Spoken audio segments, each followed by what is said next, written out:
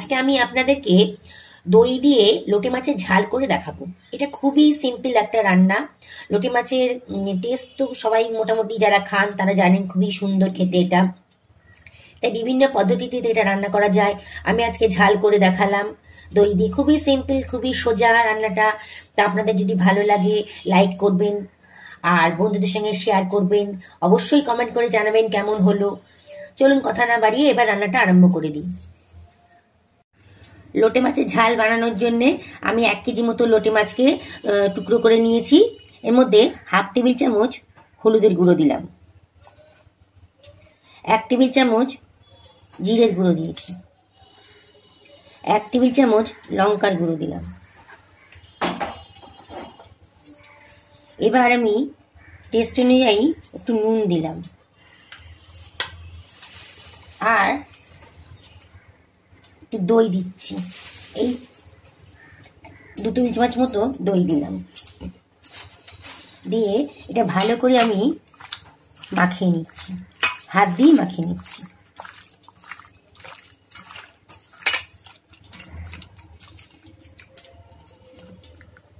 লোটে মাছের ঝাল বানানোর জন্য আমি 4টে পেঁয়াজকে কুচি করে নিয়েছি আর একটু রসুন কুচি করেছি, কতগুলো কাঁচা লঙ্কা নিয়েছি, একটু ধনেপাতা কুচি নিয়েছি আর 2টো টমেটোকে কুচি করে নিয়েছি। আর যে মশলা লাগবে সেগুলো আমি রান্না করতে করতেই দেখিয়ে দেবো। আমি ফ্রাই প্যানে 4 টেবিল চামচ মতো সর্ষের তেলে গরম করতে দিয়ে দিয়েছি। তেলটা অলরেডি গরম হয়েও গেছে। আপনারা এটা যে কোনো তেলেই রান্না করতে পারেন, তার কোনো অসুবিধা নেই। আমি এর মধ্যে এবার হাফ টেবিল চামচ গোটা জিরে দিয়ে দিলাম আর 2টো শুকনো লঙ্কা দিয়ে দিচ্ছি, একটু তেজপাতা দিয়ে দিচ্ছি। এবার আমি রসুন কুচিটা দিয়ে দিলাম।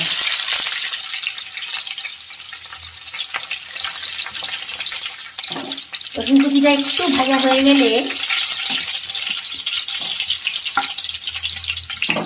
এবার আমি পেঁয়াজ কুচিটা দিয়ে দিচ্ছি।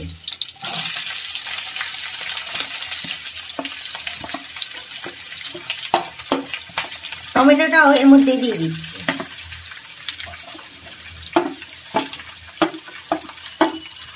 দিয়ে আমি এটাকে একটু ভাজা মতো করে নিচ্ছি। আমি 1 মিনিট মতো পেঁয়াজটাকে একটু ভাজা মতো করে নিয়েছি। আমি এবার মশলাগুলো দিয়ে দিচ্ছি। আমি হাফ টেবিল চামচ মতো হলুদ দিলাম, 1 টেবিল চামচ জিরের গুঁড়ো,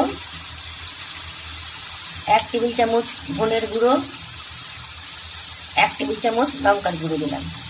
লঙ্কাটা আপনারা আপনাদের টেস্ট অনুযায়ী দেবেন, যে যেমন ঝাল পছন্দ করেন সেই অনুযায়ী লঙ্কাটা দেবেন। আর এখানে কতগুলো কাঁচা লঙ্কা দিয়ে দিলাম। টেস্ট অনুযায়ী নুন দিলাম আর একটুখানি হাফ টেবিল চামচ মতো চিনি দিলাম, তাতে রান্নার স্বাদটা একটু বেড়ে যাবে। আমি এবার মশলাটাকে ভালো করে ভেজে নিচ্ছি। হাই ফ্লেমে রেখেছি গ্যাসটাকে। আমি মশলাটাকে ভালো করে ভেজে নিচ্ছি। এবার আমার মশলাটা ভাজা হয়ে গেছে, মশলার গা থেকে তেল বেরোতে আরম্ভ করে দিয়েছে। মশলাটা বুঝতে পারছি যে মশলাটা একেবারেই ভাজা হয়ে গেছে। এবার আমি 2 টেবিল চামচ মতো দইকে জল দিয়ে গুলে ভালো করে ফেটিয়ে রেখেছিলাম, আমি এবার এটা দিয়ে দিচ্ছি।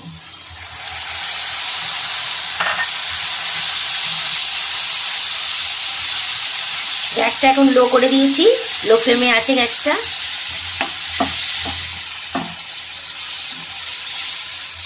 এবার আমি আমার লোটে মাছ, ম্যারিনেট করা লোটে মাছগুলো মিনিট 10 তো হয়ে গেছে, আমি এবার এটাকে দিয়ে দিচ্ছি।